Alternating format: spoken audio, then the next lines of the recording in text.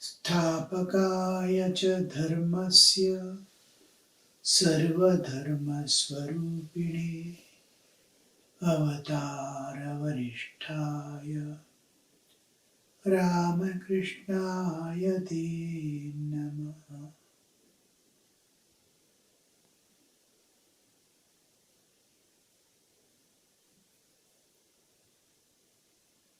Unique human life,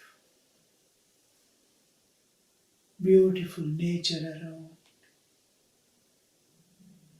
blessed place if we can see the divine.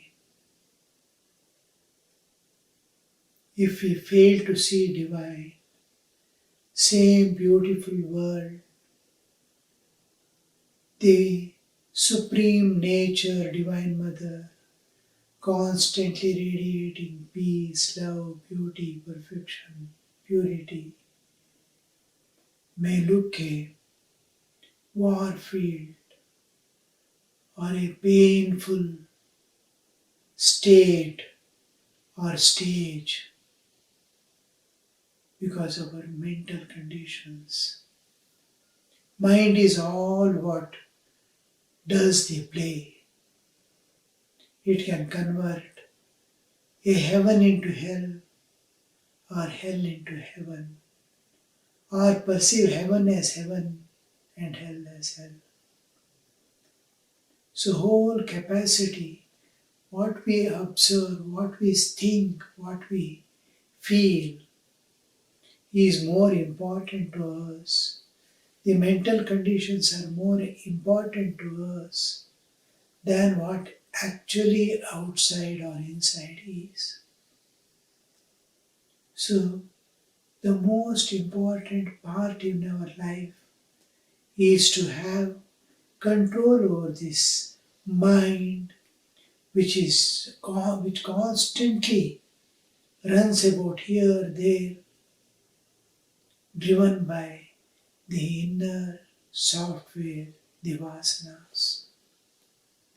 So inner transformation is transformation of mind. Chitta Shuddhi they say, because the Chitta Shuddhi doesn't directly refer to Chitta. Chitta is always Shuddha. Mind is always Shuddha. But it acquires, just like water acquires heat, cold. Sometimes it becomes ice, sometimes it becomes vapor. It is acquisition. Yes, technically Chitta means memory. Mind means manasa, ahankara, ego, buddhi, intellect. Mana, buddhi, chitta, ahankara are the four aspects of mind. Now in Chitta Shuddhi when we say, it refers specifically to change the contents of the, whatever is the content in the memory. We pass through many lives experiencing certain things. Even in this life, with lost memory of the past, the tendencies remain to view everything in its own, in the way we have acquired the tendencies.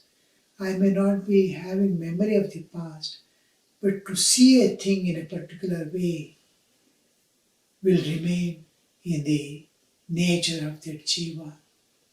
So when I see certain things I like or dislike, not because this particular life has created it, I have acquired the tendency to see a thing in that way from many lives perhaps. So the change is in the view that I have of the world, to change the understanding, attitude towards the world, to change my needs and requirements in the world. I seek certain things not because it is necessary, because it is my tendency, So acquired tendencies, the past tendencies, they have a sway over the mind. What I've acquired in this life comes from the memory. I might have passed through many sufferings or insults. To see the world insulting me all the time is from the memory. If I've experienced these things in past life, it becomes vasanas to see the world in that direction. So, whatever be the thing, but this content has to be changed, whether of the past or present. The good and bad, we have to go one day beyond good and bad. So, vasana kshaya, destruction of the vasanas. And as we destroy the vasanas of the past lives, vasana kshaya, tattvajnana and manonasha happens together. I experience my view of the world, attitude, my needs and requirements, everything change if my awarenesses change, if my view changes. So two aspects is one, to destroy my vasanas, good and bad of the past. We have to go beyond good and bad to pure spiritual existence, divinity. And one another part is to see divine everywhere, because my needs or the experiences of this life, from childhood what I have experienced. Suppose I have undergone torture from everybody because of certain things in me. Even maybe color. People don't like dark colors. Person. Generally, black people may like black people. White people may like white people. White people may not like black people. Black people may not. It is not at all connected with character or anything. Just likes and dislikes. Some may like tall people. Some may like short people. Some may like a particular aspect of face. Another, now suppose a particular race, the Mongolian race, Indian race, Western races, their likings depends upon where I am born, what is born, where. To transcend all this is possible only by trying to see the divine. So divine is where all differences. I see whenever divine comes into picture, I see beyond the physical level. I see at a different level. Why? Because I am at a different level of consciousness. I am not at the gross base level of seeing body as body. I am able to see a person as something else other than a bodily existence. I penetrate into it. I see something beyond. So when I see the divine, the external sheath becomes a transparent media. Now, the opaqueness of the body is because I am body. My attitude towards myself and the world has to change. So every level of my thinking, seeing, observing, grasping, analyzing, taking some decisions, everything has to change. My whole personality must change. My identity must change. From human identity, I must have the divine identity to see the divine everywhere. So I develop relationship with God. Divine, I am projecting out. The more I love God, I am projecting out divine. And more I love God, I see the divinity is projecting out not only from me, from every object, from every person. It is visible only to me because I have developed an eye to see the divine, because I am in relationship with God. The things will remain as it is, life will remain as it is, all things going on will be as it is, but I will be in a different level of consciousness to see something else other than what all others are seeing. My eating style, my cooking style, my living, everything remains same. But my eyes are seeing something beyond.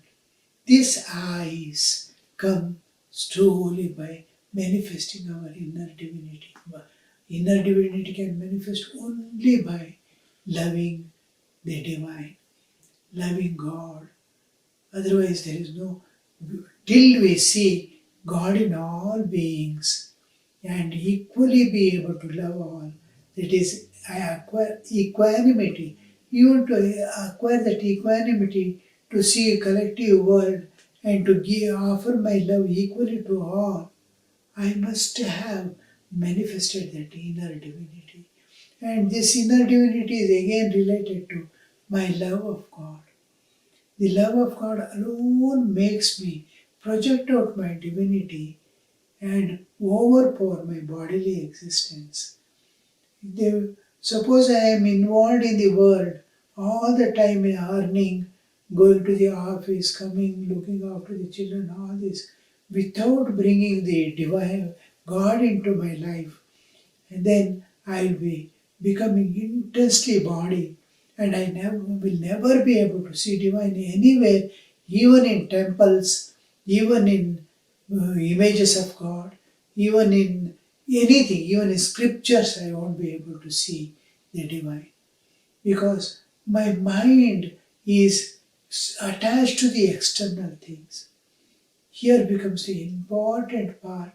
How will you devote yourself to the divine and love divine at the same time without missing any aspect of life, without neglecting the responsibilities, with living a normal life in the world, dedicating all your actions to God. It is simple but very complicated also. Because of the tendencies we have acquired, we find it difficult. Not impossible, but difficult. Mind doesn't stay. Mind goes on oscillating. It will calculate losses and gains. Somebody has insulted, it will remain for long. So these things, preserving things, not able to leave, we're not able to see is lack of viveka, not able to see the passing of events, time going, life passing away, death approaching. Nothing will be able to. Realities will totally live and live in a world of something virtual, something imaginary world, which has no reference to reality at all. We live in that and die in that. So when we come to the reality, when we try to use viveka and see with the viveka eyes and divert our attention whole to the divine and be in the divine and attend to the duties. Hold on to the divine, attend to the duties of life. The more you hold on, more open you are, more loving you are. You are able to love all. This is overtaking or destroying my vasanas and trying to see the divine. So the whole picture, whole thing rests in how you love God, how much you love God, how will you dedicate your small minutes of life when hours are going in the world, spending the world, few minutes in hours you can spend minutes with God to maintain that inner relationship without breaking. So we were seeing the acquisition of all these flowers of manifestation of divinity at every level by inner conquest to present that back to the Lord and be free. So freedom is what we see, peace is what we see, bliss is what we see. So each conquest gives you a bhava pushpa And this Bhava Pushpa is offered. Bhava, the grace of God comes upon us through Bhava. One is Jaman Bhav, then the love. As is your approach and attitude, so is your, whatever your feelings deep within you, that feelings is what yields you. And Bhavagrahi Janardana. He catches only what you feel in the heart of your hearts, not what your mind will be thinking, how you plan things, but what is that in depths of your heart, Bhavagrahi. And the more you love God, God manifests in higher degrees. God also reveals himself in higher degrees. So your bhava makes God reveal himself. So these pushpas, flowers, bhava pushpas you are offering, we saw up to daya pushpa, feeling compassion for all beings who are suffering, who are in need, who are aspiring for even to go to higher levels of consciousness. Like there are many sadhakas also. Whatever help you can render. When I was leaving for tapasya from the mutt, a Swami who was in charge of this one came. He's elderly Swami. I am young brahmachari, just have got the sannyasa and I am going away for tapasya. He hugged me. Oh, life we have been struggling in our own way, but we could not transcend the nature and go beyond. I will heartily bless you and constantly pray for your enlightenment. Go ahead. So this blessing, this prayer that backs us up is a service to humanity. The sadhana, he has not been able to finish certain course. No, for some reason, I have not been able to get educated. Doesn't matter. Those who are getting educated, I help them. I am not able to attain some thing in my life, achievement. Others can achieve that, to help them to achieve that. So this type of any kind of help, every place, every moment, everywhere you see, there is a worthy thing which is a worthy person, worthy jiva, which seeks, which demands your daya. Every place there is every moment there is an opportunity to express your daya. Even just to sit and think of the people suffering in the world. Daya. When you are in the worldly life in the world rather, when you are living in the world, you will see that your own family people are tense because of certain reasons. You can alleviate that, reduce their suffering. There is the expression of one is having tension of the work in the office, one has some quarrel with someone in the. All these are daya patras. Just a word. Oh, don't worry, what is all this? And present them higher ideals, and you are expressing daya. So, daya is a thing. All these things are every moment. It must go on. Inside, what is happening is self-introspection and self-analysis must be constantly going. Where am I? Am I doing certain things? What is required? What is the demand external? What is my sacrifice? Am I sacrificing my all for the welfare of others, for welfare of God? Now, grace of God has flooded me in getting rid of so much of defects, amaya, manahankara. Now, the time to show the same compassion that we have received from God to express it in others is daya. Daya Pushpam, and that expansion of your consciousness, expansion of your divinity within, you offer it to the Lord. Daya Pushpam, Kshama Pushpam, Kshama Pushpa.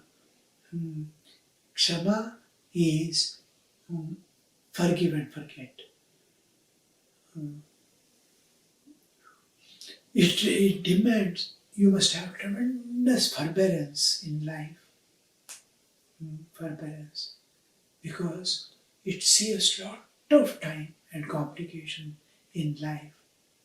Somebody does something and how you view it, you can take it seriously, you can take less seriously, you can overlook any fault, any defect, any error, anything harming me or affecting me. A person does, it affects me. Then I have a right to revert to it, react to it. But how do I view it? My view is most important. I must have tremendous patience. Patience just to observe, just to analyze the situation. We immediately react, revolt, before we can analyze and see. When you same thing a few days back, one person was telling, I get, the moment anything happens, I react to it. Then after a few minutes even, maybe an hour or two has passed, I think, why did I react like that? That situation, I could have avoided reacting. Each time I react vehemently, and then within a few minutes or within an hour, I see I should not have reacted like that. I should not have told like that. I should not have talked like that. That understanding comes little later. Then that person was telling, suppose I could have waited for a short time, just looking at it, same understanding, same thing. A few minutes if I had passed, I would not have spoken like that. I immediately reacting is my nature, and each time the occasion comes, it is an opportunity to analyze yourself. Now, after so many years of struggle, that person is understanding a little of one. So, oh, now the moment this understanding comes, I should have waited. This doesn't stay for long. The truth is different. It gives an exactly another phase of its. An event has taken. I am looking at it in a particular way because I am always on the defensive mechanism. We defend ourselves, try to defend. Even in our talks, this, that, and all, everything need not be, most of the things are not real, but defending ourselves, protecting ourselves, and presenting myself in a way that it is acceptable to all. I'm not that actually. If we analyze and see, it's something else. But I present myself in such a way that I am acceptable to all. And as it is, if I present, I may not be acceptable to all. But it takes time of my presenting myself as I am, that is a simplicity. Simplicity will be observed a little later. But my complexity is immediately observed. So what I do is, I present myself in a way acceptable. Then I try to, anybody telling anything, I want to defend, I want to protect myself. So I react. But all this is not necessary. These are making ups of mind. If I leave it, it gets dissolved there itself. If I react, it is continuing. Action and reaction, action and reaction. It will become a volleyball or shuttlecock or badminton. He hits, I to hit. It goes on endlessly. So it becomes not a play but a serious war instead. So I am also spending my life, I am also spending my time. I have the most precious time just and you are lost the game. You think you have won the game, but you are lost it. The occasion was presented for you to develop your infinite patience to and forbearance. You have to forbear. You have to, because we don't have time. Human life is so short. I have to divert all my energies and this one. Will I fight with, sit and fight with these things just to keep the ball rolling? My life must go on. Small techniques, simple techniques I have to use. I must use the skill to manage the situations in such a way my time and energy are not wasted and divine grace descends upon me.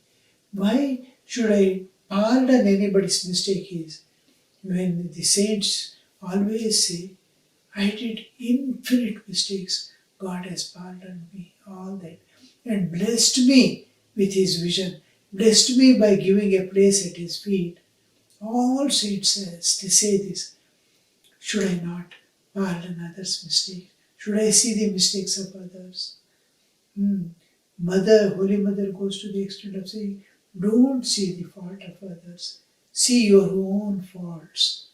Then we see immeasurable faults are there within me. One or two faults others are committing. The all collective may be with me. So I don't turn the torch to myself. I keep the torch on others. So when God has forgiven all my errors, all my things I did, what I was not to do, all that has been pardoned by God. Should I not pardon others?